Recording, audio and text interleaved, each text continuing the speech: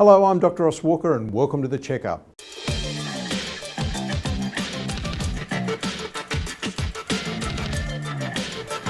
Hello, Dr. Ross Walker and welcome to The Checkup. Over the past few weeks, we've been talking about health by decades.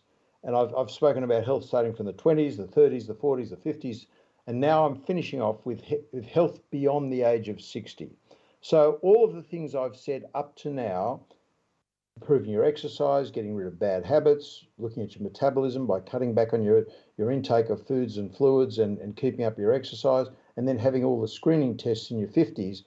What should we do over the age of 60? We should keep all of those things going, by the way, but we get into our 60s, we become, as Jung says, that wise old person, the sage. So it's the 50s plus and 60s plus are the really the decades of the sage, the wiser older person who can exude that wisdom. But the problem with that, to exude wisdom, we have to keep, as Hercule Poirot would say, the little grey cells working. And this is where we really have to keep our brain stimulated. So it's interesting, there's a study that shows there are 5 keys of being sharp beyond the age of 70. But I think even for those of us over the age of 60, we have to think about this as well. Now, this is going to be something some of you don't want to hear, but it's been shown that people who keep working, or at least keep their interest in their profession, regardless of what it was, keep their brain sharp. So people have said to me, when are you retiring? I said, well, when somebody hits me on the shoulder or knocks me on the shoulder and says, hey, doc, you're not doing it well anymore. When that happens, I'll probably give up. But I have no desire to retire because I love my job and I want to keep doing it for as long as I possibly can.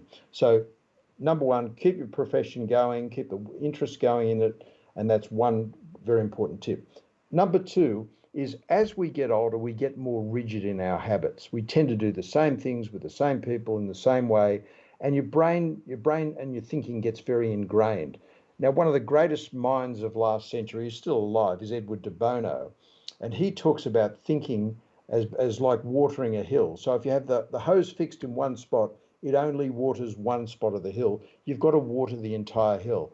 And so therefore, we've got to be open to change and do things differently. Now, flowing on from that, pretty similar, is use it or lose it. So if you don't exercise your muscles, they get floppy. If you don't exercise the little grey cells, they get floppy as well. So it's important to continue your interest in things, develop interesting hobbies, do your crosswords, your Sudokus, your brain training. All of these things can help stimulate the brain. Number 4 is to hang around with optimistic people. Because as people get older, many of them get negative and they talk negative things, and all they want to do is talk about their health issues. You want to talk to people who've got some interesting things to say and are upbeat and optimistic. And finally, number 5, be optimistic yourself. So see, beyond the age of 60, these are the decades we've got to keep the brain active and keep things working. That's the checkup, and that's the end of my series on health by decades.